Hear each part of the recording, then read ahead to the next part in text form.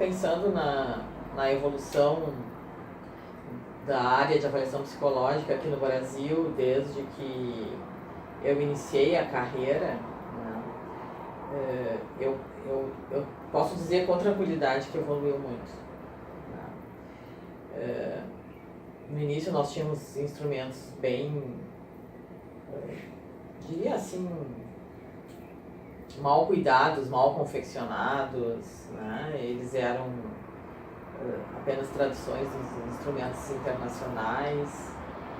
A gente trabalhava inclusive com tabelas de referência internacionais. E as próprias editoras de testes, elas não tinham muito interesse, assim,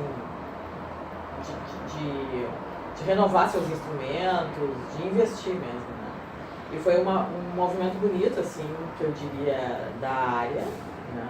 Da área da psicologia e impulsionado por outros setores, né? Então, a justiça foi importante porque os psicólogos recebiam muitos processos, né? Nas avaliações, por avaliações mal feitas e por avaliações feitas com instrumentos que não eram adequados. Os próprios psicólogos reclamando muito dos instrumentos, os pesquisadores, e eu acho que o Conselho investiu bastante nisso. O Conselho Federal e os conselhos regionais também, né? No sentido de colocar essa área para cima, assim, até porque é uma área de prioridade dentro da psicologia, ou deveria ser, né? Já que é o psicólogo que tem a exclusividade para trabalhar com esses materiais, para trabalhar com a avaliação, com instrumentos. E foi bonito acompanhar essa evolução toda, fazer parte dela, inclusive, né, ser uma atora, assim, nesse processo todo. E hoje, então, a gente tem uma realidade muito diferente dos instrumentos, né? Além de toda uma preocupação com a adaptação desses instrumentos, com a qualidade desses instrumentos, de torná-los, ao entrarem no Brasil, né, deles se tornarem com uma cara mais brasileira, vamos dizer, na própria linguagem, né, que é utilizada, como inclusive, óbvio, nos dados, nas tabelas, né, a necessidade de a gente ter dados brasileiros aí. E além disso, então, a criação de muitos instrumentos aqui no Brasil que foi proporcionada por todos esses laboratórios da área de avaliação psicológica das diferentes universidades, né? Aqui na São Francisco, né? Em São Paulo, na USP, também a UNB com muito material produzido, Mackenzie tem produzido bastante material também, e diversos outros laboratórios. E muito trabalho em parceria também, e isso a área conseguiu se ajudar, os pesquisadores se ajudarem, né, nesse sentido, e tocar essa questão para frente. A senhora pode situar no tempo esse salto? Sim, certo que sim. O processo de discussão mais enfática, vamos dizer, iniciou lá em 98, mais ou menos. Com a criação... 98 não, antes. Até antes disso, eu acho. 94, 96, assim, o pessoal discutindo essas questões nos congressos. Então se reuniam os professores de testes, pesquisadores, e discutiam essa necessidade, né? E aí o Conselho Federal, em 96, eu me lembro que eu estava grávida do meu filho, por isso que me chamou a atenção, que eu não consegui participar. Acho que era 95, 96, começou reuniu um grupo, né, de pensadores, vamos dizer, sobre essa questão. E a partir daí foi criada, então, essa comissão interinstitucional de avaliação psicológica, que acabou criando as regras todas de avaliação dos instrumentos, e que hoje é o SATEPSI, né? E que foi publicado pela primeira vez em 2003, com a resolução de 2003. Quando então houve assim, a limpeza de todos esses testes que não estavam adequados, saíram de circulação, ou seja, o conselho não orienta que não se utilize esses instrumentos, né? E não só orienta, como eles eram proibidos de serem utilizados. E aí isso em 2003. Né? E toda a década, que eu digo, a década de 2000 a 2010, que eu chamo a década das resoluções, assim, na área da evolução da avaliação, vieram muitas resoluções sobre essa questão de avaliação, sobre instrumentos, então qualificando a área, né? Até que em 2011 a gente teve o ano da avaliação psicológica pelo Conselho, né? E aí que se chamou mais ainda atenção para essa necessidade, então da avaliação bem feita, da qualidade dos instrumentos, cada vez se chamava mais atenção, né? E eu acredito que então os grandes atores dessa evolução toda, né? Claro que a evolução lá fora também estava existindo por outras questões, por questões até da evolução tecnológica, né? Da possibilidade de utilizar análises estatísticas avançadas, porque tem um computador que suporta isso, né?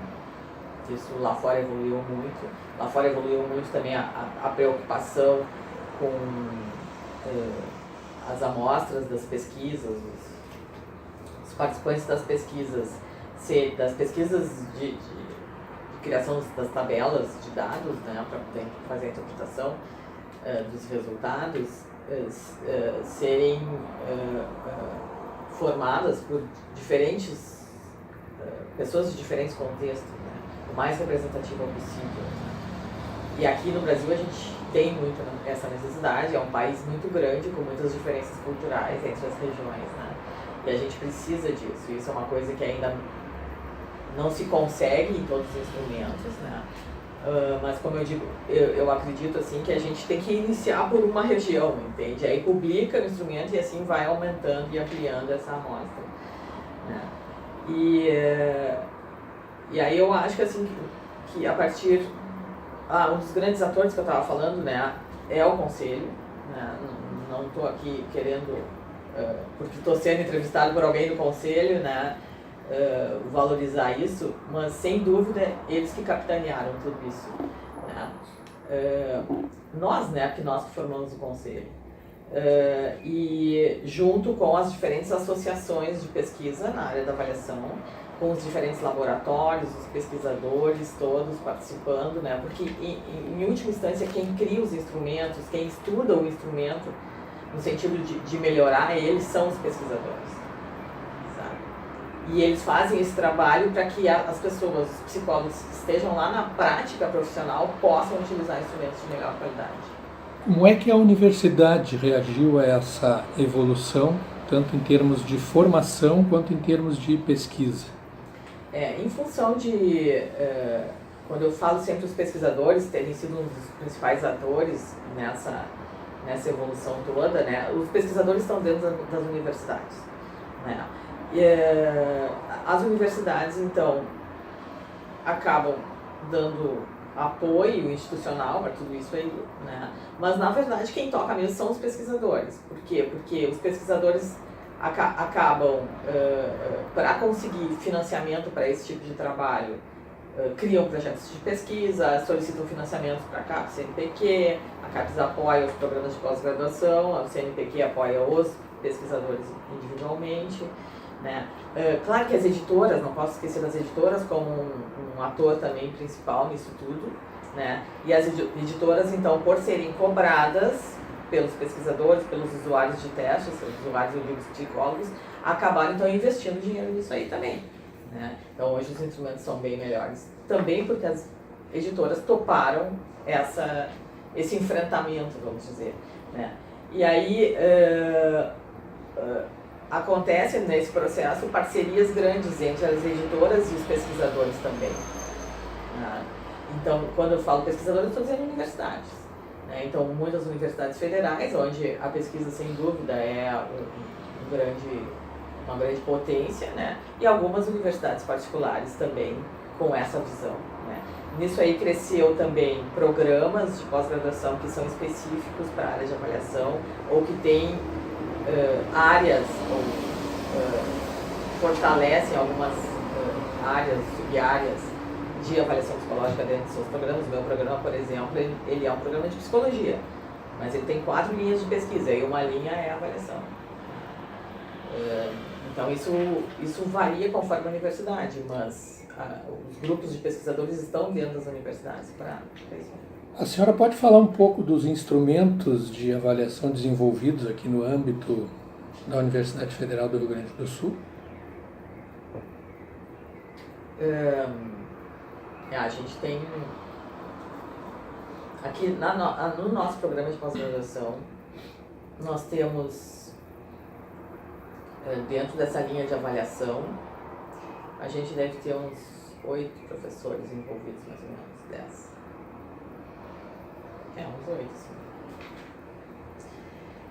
Então, assim, a gente tem muitos instrumentos desenvolvidos no laboratório chamado Laboratório de Mensuração. Eles têm desenvolvimentos de personalidade lá, eles têm desenvolvido instrumentos na área da psicologia positiva.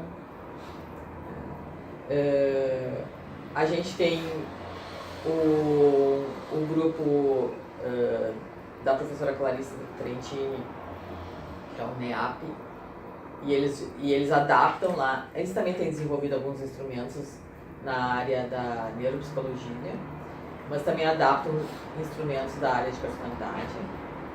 Tem o grupo Neurocog, que é da professora Jerusa Salles, que ali também são desenvolvidos vários instrumentos da área de neuropsicologia. Ali é um grupo forte de neuropsicologia. E tem o meu grupo, que é o GEAPAP, que é o grupo de estudos, aplicação, pesquisa e avaliação psicológica, onde também a gente desenvolveu alguns instrumentos. Um deles é o Sistema de Avaliação do Relacionamento Parental, onde ele é um guia de como fazer uma avaliação quando se está querendo conhecer melhor, né, o relacionamento parental de pessoas que estão disputando uma criança, em disputa de guarda. Né. Ele também é um instrumento que pode ser utilizado na clínica, né, e ele teve um processo todo de construção que demorou 4, 5 anos.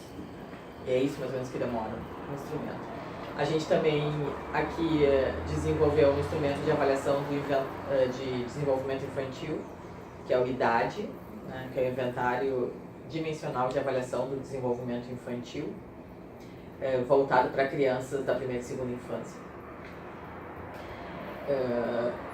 que continua ainda em desenvolvimento, ele ainda não está finalizado, né, e que começou em 2014, então já estamos com 4 anos.